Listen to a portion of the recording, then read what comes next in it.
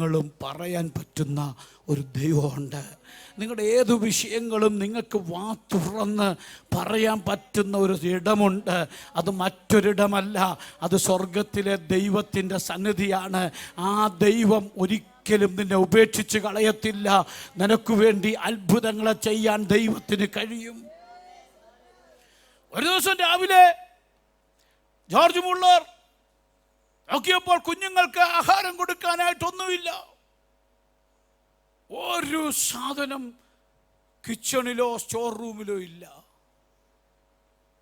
എല്ലാവരും വളരെ ഭാരപ്പെട്ട് കൊച്ചു കുഞ്ഞുങ്ങളാണ്, നിർധനരായ കുഞ്ഞുങ്ങൾ, ആരുമില്ലാത്തവർ, അനാഥർ, ഓർഫൻസ്. എന്തോ രാവിലെ കൊടുക്കും, ബ്രേക്ക്ഫാസ്റ്റ് എന്തോ കൊടുക്കും, ഭാരപ്പെട്ടു. ജോർജ് മുള്ളർ പറഞ്ഞു, നിങ്ങളെല്ലാവരും പ്ലേറ്റ് കഴുകി നിങ്ങൾക്ക് വേണ്ടി ഒരുക്കിയിട്ടുള്ള നിങ്ങളുടെ ഡൈനിങ് ഹാളിലേക്ക് ചെന്ന് നിങ്ങൾ നിങ്ങളുടെ കസേരയിൽ, നിങ്ങളുടെ ഡൈനിങ് ടേബിളിൽ നിങ്ങൾ പോയി ഇരിക്കാൻ പറഞ്ഞു. എല്ലാ കുഞ്ഞുങ്ങളും രാവിലെ പാത്രം കഴുകി വൃത്തിയാക്കി ഡൈനിങ് ഹാളിൻ്റെ അകത്ത് കയറി ഇരിക്കുക. നൂറുകണക്കിന് ആയിരക്കണക്കിന് കുഞ്ഞുങ്ങൾ അവർ പാത്രം കഴുകി കുറച്ചു നേരം ഇരുന്നിട്ടും ഫുഡില്ല. ഉടനെ ജോർജ് മുള്ളർ പറഞ്ഞൊരു കാര്യമുണ്ട്, നിങ്ങൾ അവിടെ ഇരുന്നു കൊണ്ട് ദൈവത്തോട് ആഹാരം തരാൻ പ്രാർത്ഥിക്കാൻ പറഞ്ഞു. ഈ കുഞ്ഞുങ്ങൾ അവിടെ ഇരുന്നുകൊണ്ട് രണ്ട് കൈ ഉയർത്തി ആഹാരത്തിന് വേണ്ടി കണ്ണുനീരോടെ പ്രാർത്ഥിച്ചു. അവർ പ്രാർത്ഥിച്ചുകൊണ്ടിരിക്കുമ്പോൾ ഒരു വലിയ ട്രക്ക് ആ ഓർഫനേജിന്റെ ഡൈനിങ് ഹാളിന്റെ മുമ്പിൽ കൊണ്ടു നിർത്തി. വലിയ ട്രക്ക്. ചെന്ന് നോക്കിയപ്പോൾ ഒരു ട്രക്ക് നിറച്ച് ആഹാര സാധനങ്ങൾ വന്ന് നിർത്തിയിരിക്കുകയാണ്. Praise the lord. സാധുക്കളുടെ പ്രത്യാശയ്ക്ക് ഭംഗം വരുത്താത്ത ദൈവം. എത്ര പേർക്ക് ഞാൻ പറഞ്ഞ കാര്യം മനസ്സിലാക്കുന്നുണ്ട്? നിന്റെ കണ്ണുനീരിനെ മറികടന്നു പോകാത്ത ദൈവം, നിന്നെ തള്ളിക്കളയാത്ത ദൈവം, നിന്നെ ഉപേക്ഷിക്കാത്ത ദൈവം, നിന്റെ ആവശ്യം ഇന്നതെന്നറിഞ്ഞ് നിനക്ക് വേണ്ടി കരുതാൻ കഴിയുന്ന ഒരു സർവശക്തനായ ദൈവമുണ്ട്. വിശ്വസിക്കുന്ന എത്ര പേരുണ്ട്? ഇന്ന് നീ ഭാരപ്പെടുന്ന വിഷയം എന്താണോ അത് പറയാനൊരിടം നമുക്കുണ്ട്. അത് നമുക്ക് പറയാനൊരിടമുണ്ട്. അത് മറ്റൊരിടമല്ല, നമുക്ക് വേണ്ടി പ്രവർത്തിക്കാൻ കഴിയുന്ന സർവശക്തനായ ദൈവത്തിൻ്റെ സന്നിധിയിലാണ്.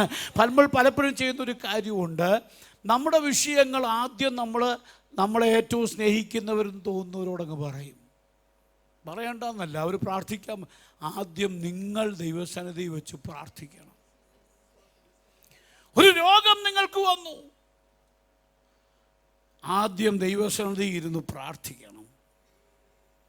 എന്തു വിഷയങ്ങൾ നമ്മൾ നേരിട്ടാലും ഒന്നാമത് ദൈവസന്നിധി മുട്ടുമടക്കണം.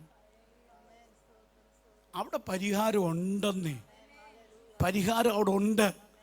പരിഹാരം അവിടെ ഇല്ല എന്ന് പറയരുത്. ഇന്ന് വരെ പ്രാർത്ഥിച്ചവരാരും മറുപടി കാണാതിരുന്നിട്ടില്ല.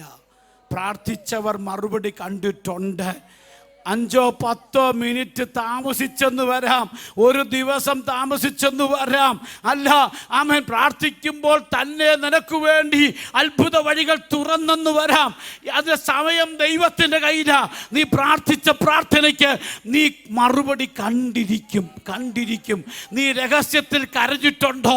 രഹസ്യത്തിൽ മുട്ടുമടക്കിയിട്ടുണ്ടോ? രഹസ്യത്തിൽ കണ്ണുനീരൊഴുക്കിയിട്ടുണ്ടോ? നിന്റെ തലമുറയ്ക്ക് വേണ്ടി നീ കരഞ്ഞിട്ടുണ്ടോ?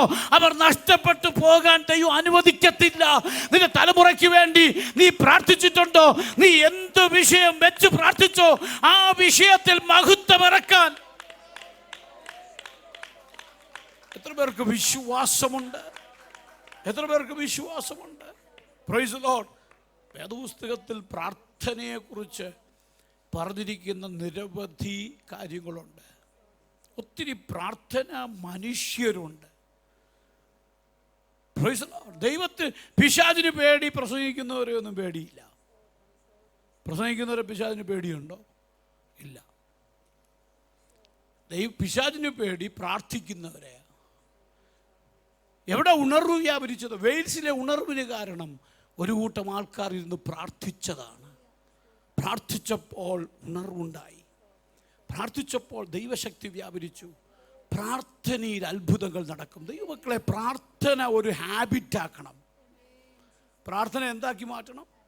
ഒരു ഹാബിറ്റായിട്ട് മാറണം. നമ്മുടെ ഒരു സ്വഭാവം, ജീവിതത്തിൻ്റെ ഭാഗമായി പ്രാർത്ഥന മാറണം.